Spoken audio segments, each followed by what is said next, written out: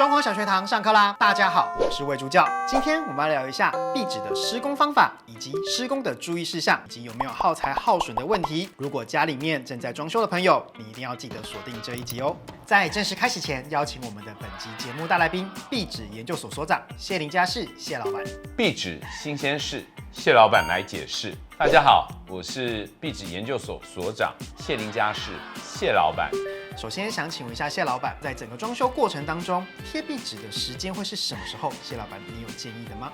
其实它的流程大致如下：第一个，我想底的整理非常重要，所以一般来讲的话，在木工快退场的时候，油漆跟壁纸其实是可以同时进去整理所谓的一个底，整理它的一个壁面。再来，如果我们要贴壁纸的话，一定要保证油漆它没有用喷的一个方式，因为喷会有粉尘，会影响到贴好的壁纸。那最好的一个贴壁纸的时间，谢老板建议在所谓的初清之后、细清之前，因为贴完壁纸多多少少还是会有一些屑，那我们可以请现场的清洁人员把它整个整理得非常干净，那也留下我们整体一个好的一个印象。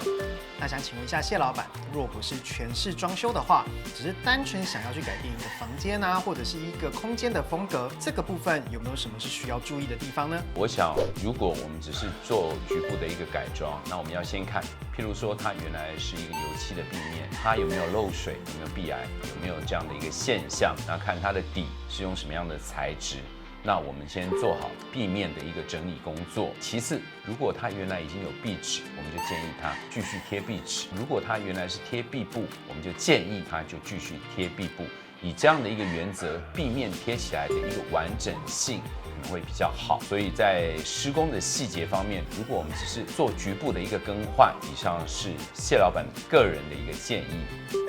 想请问一下谢老板，刚刚有提到说，如果是局部的改造，那为什么壁布只能贴壁布，壁纸只能贴壁纸呢？因为壁纸跟壁布它的组成方式跟印刷方式略有不同，底采用的材料也有点不一样。那一般来讲，壁纸它就是有一个底纸，然后加上面纸，所以我们如果去做更换的时候，你可能把面纸撕下来了，可是底纸你可能没去动到。那其实如果新的壁纸再贴上去，就工法上这是 OK 的。可是今天如果是壁布的话，你可能整面还要去做一个洗墙的动作。反之，贴壁布也有类似这样的一个情况，所以我们会比较强烈建议，如果你本来是贴壁纸，你就贴壁纸；如果你是贴壁布，你就用贴壁布的一个方式。那当然，如果你有时候希望有不同的一个风格或一个做法，这些问题谢老板都可以来帮你解决跟克服。那记得专业找专业的谢老板。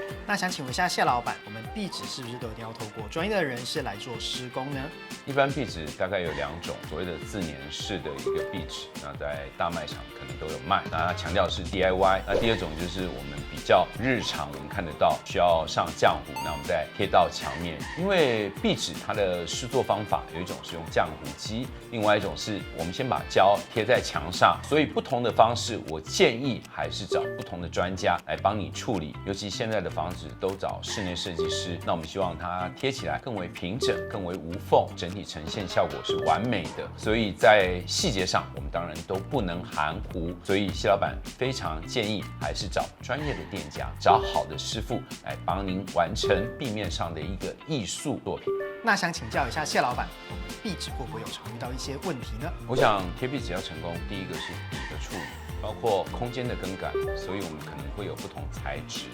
所以第一个我们要强调的一个问题就是底面的一个批涂跟打磨，我想这是第一个可能要提醒大家。第2个就是我们在贴壁纸的时候，它的交接点的地方譬如有时候看起来为什么会有一个痕迹？那因为都是人工的手作，所以怎么样让它的接缝尽量趋近于完美，尽量趋近于没有缺点。我想接缝处的一个部分，这可能也是我们要注意。其次我们要注意，因为有些图腾它必须要对画，那注意它的一个方向性以及它的一个延伸。所以在这个部分，你可能要找专业的师傅，比如说在某些地方遇到这些所谓对画的问题，那正确的一个方向性，我想这也是我们要留意的。第3个是整个底在处理的过程，我们也避免它整体不平整，那可能会起所谓的泡泡。在这方面，我想专业的一个店家或师傅会尽可能在这个部分，我们尽量少出错，因为现场可能会有一些状况。那当然，谢老板在里面也提过，你尽量选所谓不织布、有气孔的壁纸。会呼吸的壁纸，也可以避免我们所谓有起泡泡，然后不平整这样的一个现象。所以这些都是我们在贴壁纸的时候，我们肯定要注意的一些问题跟细节。接下来想问一下谢老板，壁纸瓶跟油漆瓶有什么样子的差异呢？那壁纸由于规格的关系，跟我们所谓的油漆瓶是截然不同的。举个例子来讲，这个墙面用油漆来估算，可能是5.7平，可是就壁纸的世界而言的话，一支壁纸也许1.5平，所以它可能是1.5平、3平、4.5平，是这样的一个方式去做计价。有一些可能是壁布或者我们所谓的日本壁纸，那它可能是算米或算码数的。所以在材料上会有些差异。壁纸不管是素面或花色，因为有时候在转角或因为规格的关系，所以我们在估算的时候，大概都会有10到15%之间的一个我们所谓的 asobi， 我们所谓的预留空间。那在这个地方，我们也给各位一个观念，所谓的壁纸瓶跟油漆瓶基本上是不一样的。在这个地方，我们也做一个小小的知识的一个分享。不过在这个地方，谢老板还是提醒，因为这些